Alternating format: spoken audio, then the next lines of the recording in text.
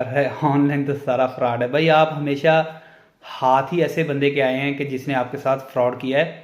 वो तो ऑफलाइन में भी काफ़ी अच्छा खासा फ्रॉड है, उसमें कोई शक वाली बात नहीं है। फ्रॉड तो चलते रहते हैं, ये दुनियादारी का हिस्सा है, इससे आपने खुद ही बचना होता है, ठीक है। बिकॉज यहाँ पे ऑनलाइन मार्केट में भी फ्रॉड होते हैं और ऑफलाइन में भी फ्रॉड होते हैं, ठीक है। इन चीज़ों को आपने खुद टैकल करना है, लेकिन ऑनलाइन फील्ड में स्पेसिफिक काम हैं, उनको अगर आप स्किल सेट को सीख लेते हैं उसमें आपको अच्छा खासा रिस्पांस मिलता है, अच्छी खासी रीजनेबल आपकी अर्निंग स्टार्ट हो जाती है।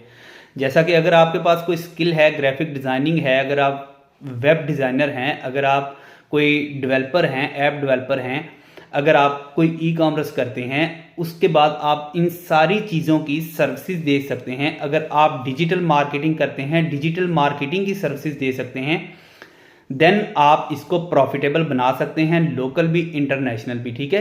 अगर आपके पास